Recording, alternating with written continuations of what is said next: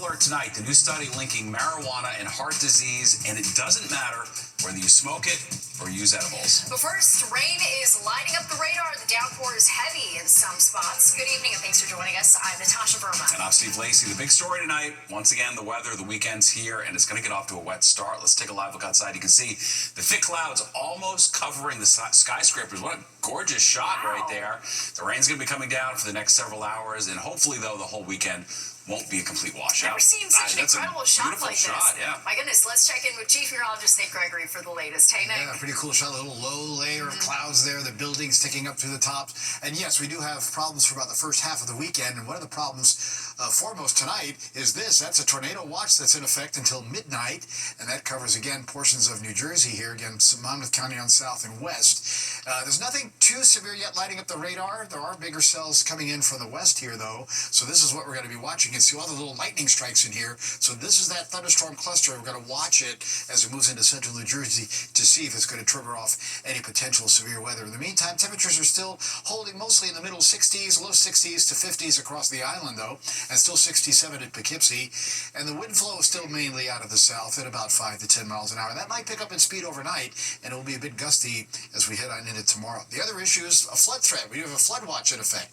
That's the lower Hudson Valley, includes almost most of north central and central New Jersey into southeastern Pennsylvania. We'll see if that gets extended. That's from pretty much now until 11 a.m. tomorrow, and you can see on the wider view lots of rain circulating around that storm center that is located now moving into parts of southern Pennsylvania or northern Virginia towards southern Pennsylvania, and that's again what we're going to be watching for tonight. So here's our futurecast. Again, here comes that heavier rain in the next few hours, some potential thunderstorms, locally heavy downpours, temperatures holding upper 50s to lower 60s. We make a little break late in the morning to the afternoon, but then the showers and storms come back. Finally, will dry out tomorrow night and on into Sunday. But boy, before that happens, look at the rainfall amounts. We could exceed 3 inches up there in the mid-Hudson Valley, about 2 inches in White Plains, 1.5 inches in the city, and really close to 2 inches just about everywhere else. But you're also going to love what's coming next week. Okay, right. Very well. Thanks, Nick. Well, a frantic scene as rescuers search for a 15-year-old girl who disappeared into the East River off Roosevelt Island. Now, 10 hours later, there's still no sign of her. Fox 5's Duarte Geraldino has the latest on the investigation. Sneakers, a purse, books. Police believe they all belong to the missing teen. Witnesses say she was hanging out with a friend here on Roosevelt Island. At some point, she took off her clothes and, for reasons no one really understands, she went into the water. Her friend shouted, "What are you doing? Stop, don't do it, you can't swim." But it was already too late. She slipped beneath the surface and didn't come back up. Police got the call around 12:15 in the afternoon. People who live nearby think the girl may have dropped something in the water. People saying that she dropped her phone, she took off her sneakers, went down her jacket, went down to grab her phone. She must have slipped. That's all I could think about. The seaweed on the rocks, that's slippery. Once you take off your shoes, you can't grip. So she slipped and she fell. Dozens of first responders showed up. Police, firefighters, EMTs. They used ladders to climb down the rocky edge of Roosevelt Island, some of them dropping more than 8 feet to get closer to the water. The current was so strong, divers had to stay connected to land by rope. People who live around here say this part of the river can get especially rough.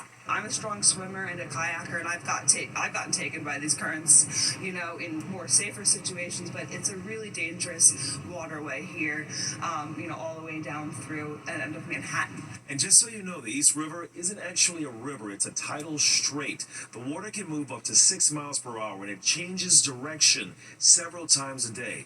This water is deceptively rough.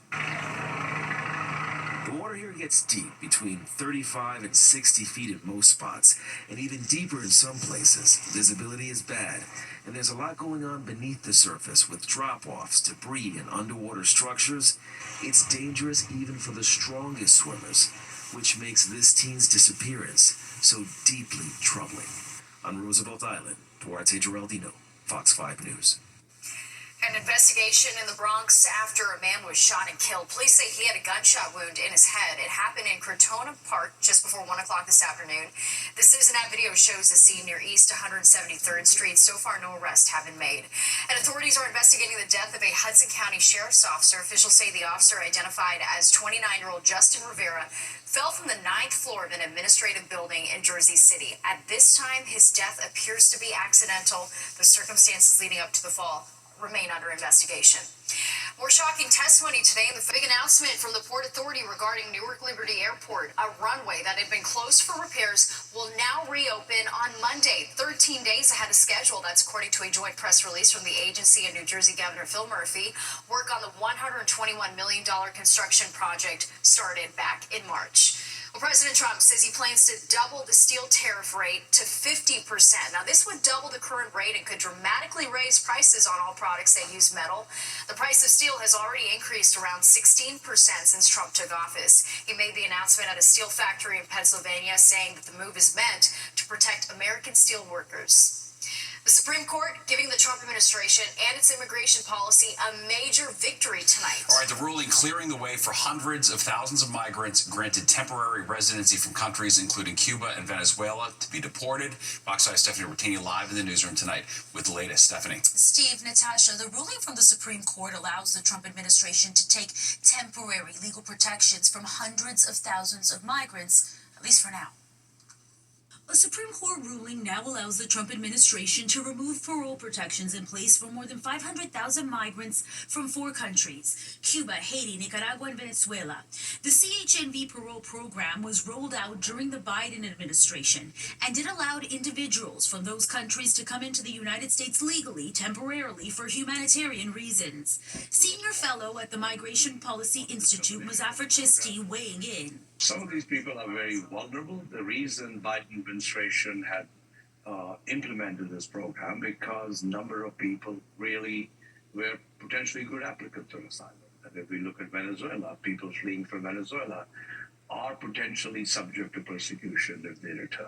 This woman from Venezuela is moving through the asylum process here in the U.S. As this is happening with the Trump administration's commitment to mass deportations in the backdrop, she spoke of the uncertainty affecting her and many others. I sincerely leave everything in God's hands, and I continue my legal process. The day I have to go to court, I hope everything goes well. I just hope so. But either way, one is worried, especially when you have your kids here. You don't know what can happen. The order comes after the administration filed an emergency appeal to the Supreme Court following the decision of a federal judge in Boston to block the Trump administration's push to end the parole program.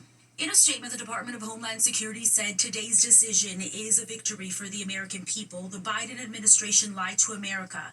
They allowed more than 500,000 poorly vetted aliens from Cuba, Haiti, Nicaragua, and Venezuela and their immediate family members to enter the United States through these disastrous parole programs, granted them opportunities to compete for American jobs and undercut American workers, forced career civil servants to promote the programs even when fraud was identified, and then blamed Republicans in Congress for the chaos that ensued and the crime that followed. The Supreme Court's order is not a final ruling, but it means the protections will not be in place while the case proceeds and now returns to the First U.S. Circuit Court of Appeals in Boston. Steve. All right, thanks, Stephanie. Elon Musk officially saying goodbye to the Department of Government Efficiency today. He held a joint press conference with President Trump in the Oval Office, where Trump awarded Musk with a gold-colored key for his work with Doge. Musk saying that although he's leaving, Doge still has work to do. The Doge team will only grow stronger over time. The Doge influence will only grow stronger. It's I liken it to sort of Buddhism. It's like a way of life.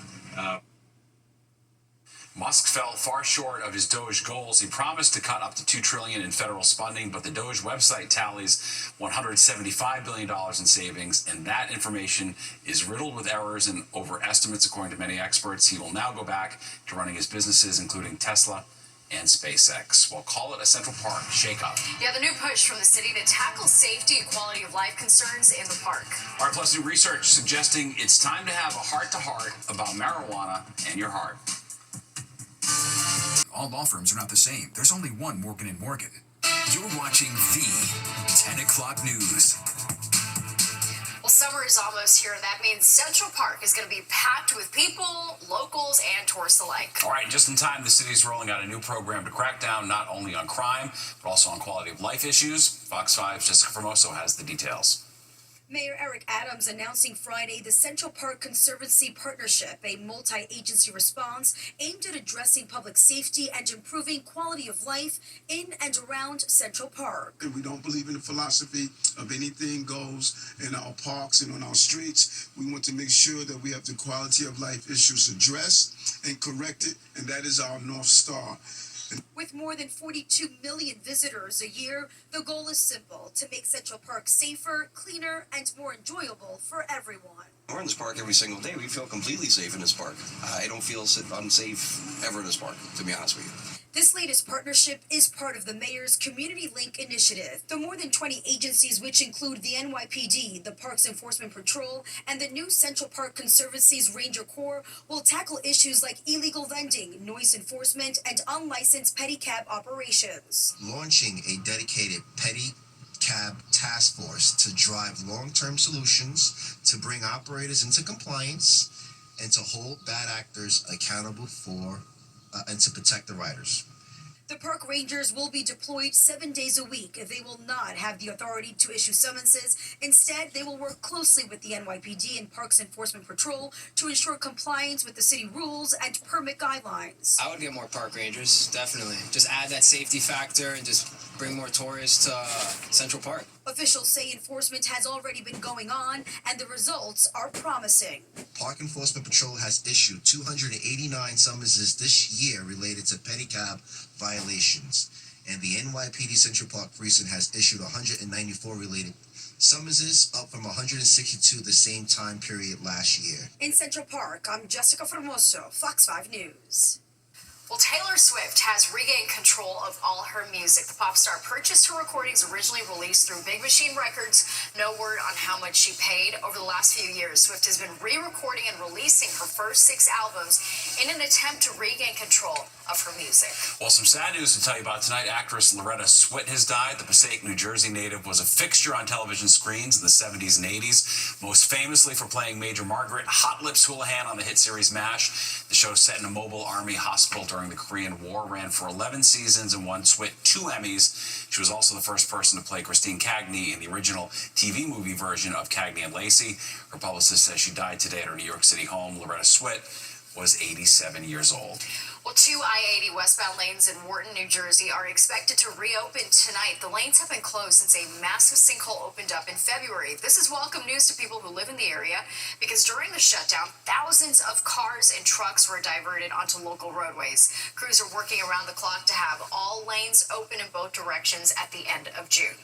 Fox 5 is watching your health tonight, and new evidence is linking cannabis use to heart disease. All right, the research also finding the impact of marijuana on your heart is similar to that of smoking tobacco. Fox 5's Richard Giacobbe has more.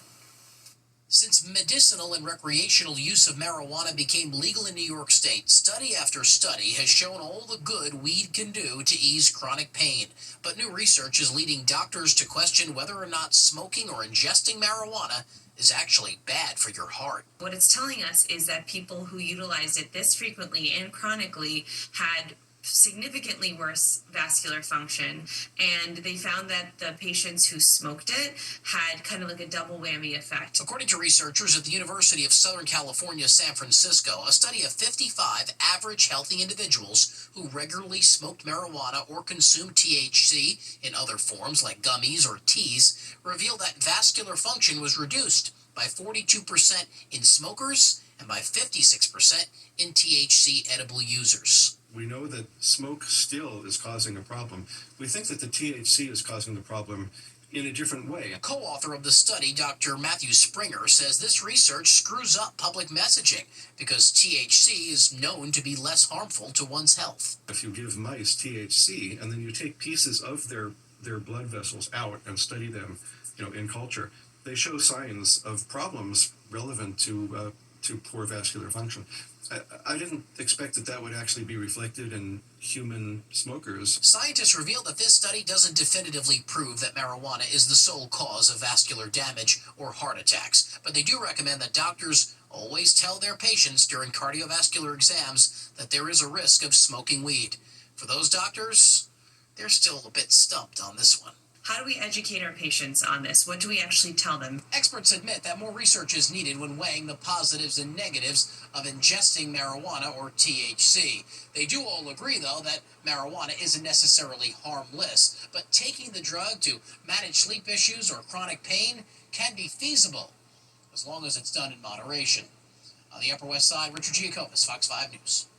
Well, popular local beach closed today. But it wasn't the weather that was closing it to shut down. What forced people off the sand. Spectrum.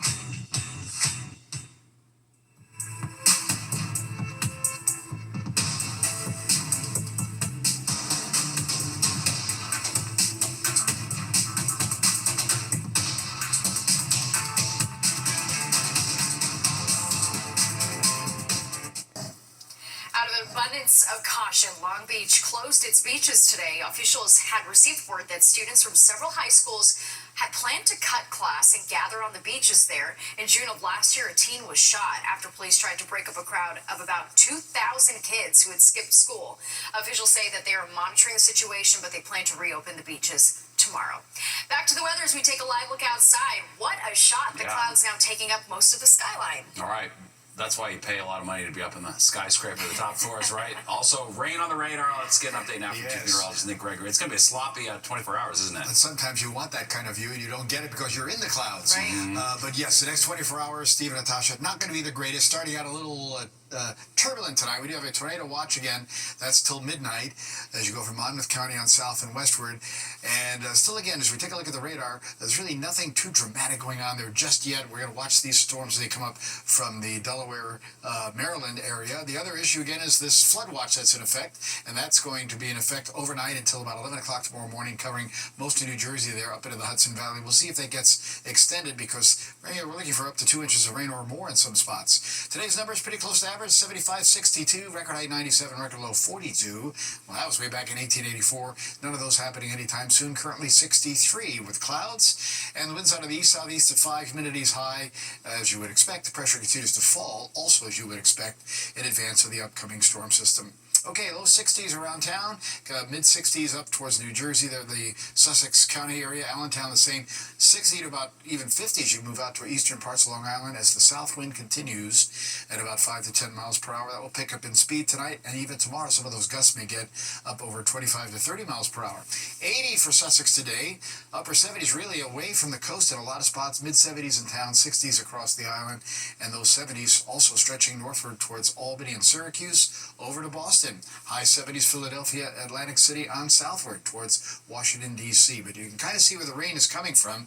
Look at these temperatures, 60s, Buffalo down to Columbus, and then back to the 70s, you went westward towards Chicago. And there's that little swath of rain that we'll examine a little further because you can see, again, these showers and storms come in from the west. So we're going to be on the lookout for some of those to turn into potentially some severe type storm centers that we're going to be on the lookout for. Again, sort of zooming in on that little cluster. That's because this is the area that we're of concern as we move into central parts of New Jersey.